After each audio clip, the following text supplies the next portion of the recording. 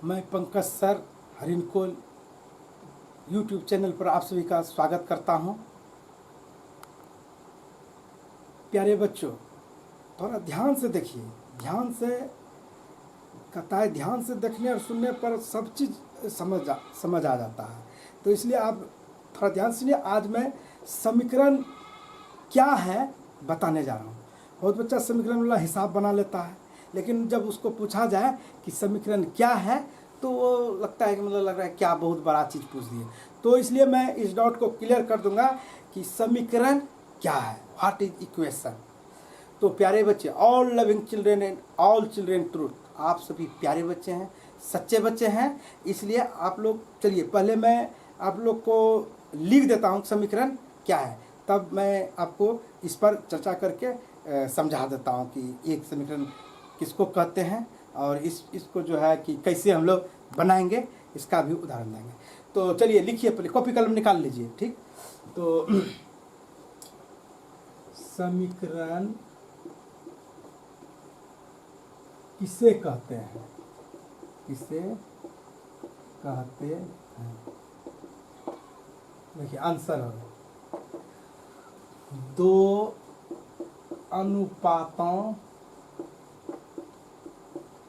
की बराबरी, दो अनुपातों की बराबरी को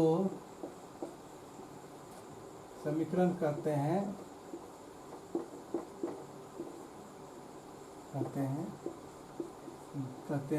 जिसमें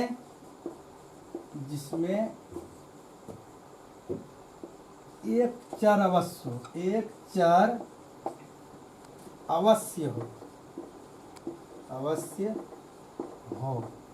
देखिए परिभाषा लिख लिए होंगे आप, देखिए परिभाषा देखिए और समझिए, ध्यान से सुनिए कि मैं क्या क्या बता रहा हूँ। आप इसमें सुनिए, ध्यान से सुनिए।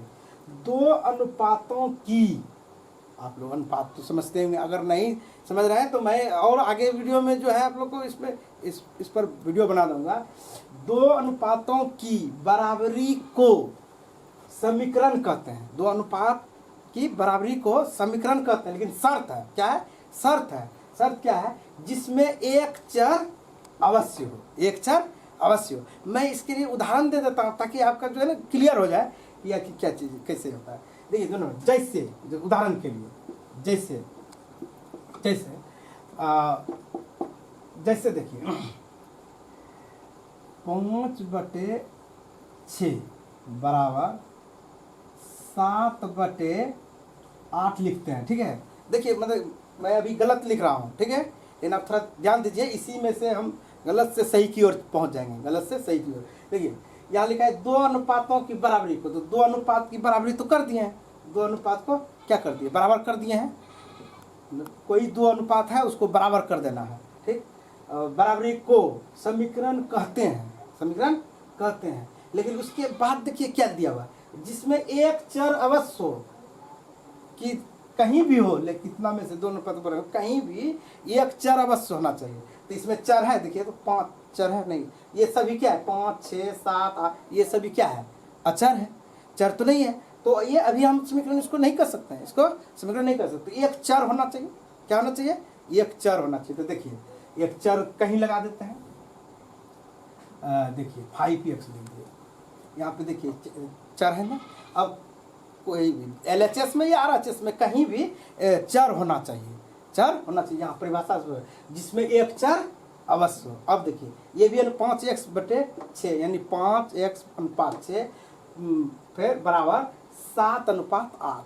ये एक दो अनुपातों के अब बीच में क्या है, बराबर है, यानी बराबर क्या कर रहा है, 1:1, दोनों बराबर, दो अनुपात लिए और दोनों को क्या कर दिए, बराबर कर दिए। तो दो अनुपातों की बराबरी को समीकरण कहते हैं जिसमें एक चर अवश्य हो, एक चर अवश्य हो। तो देखिए एक चर है ना, दो भी रह सकता है, लेकिन एक चर तो अवश्य रहना चाहिए किधर। तो देखिए है ना, तो आप देखिए ये तो समीकरण है। अब ये समीकरण करना है, ये क्या है, समीकरण है। तो इसको हम लोग और कैसे लिख सकते हैं, थोड़ा ध्यान दीजिए।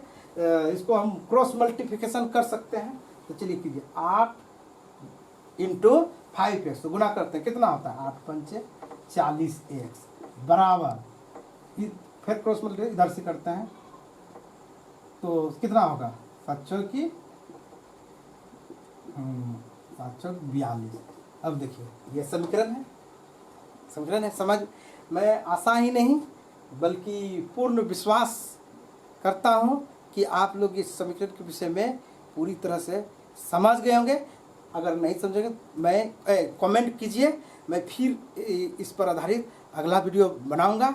और इस पर अभी बहुत सारा देखिए, अब अभी जो है छोटा छोटा टुकड़ा में पढ़िए, फिर मैं बड़ा वीडियो बना के थोड़ा सा, उसमें बड़ा वीडियो बनाने में समय लगता है, इसलिए मैं चाहता हूँ कि छोटा छोटा स्टेप बाय टुकड़ा में बच्चा जो अध्ययन करते चले, सीखते चले।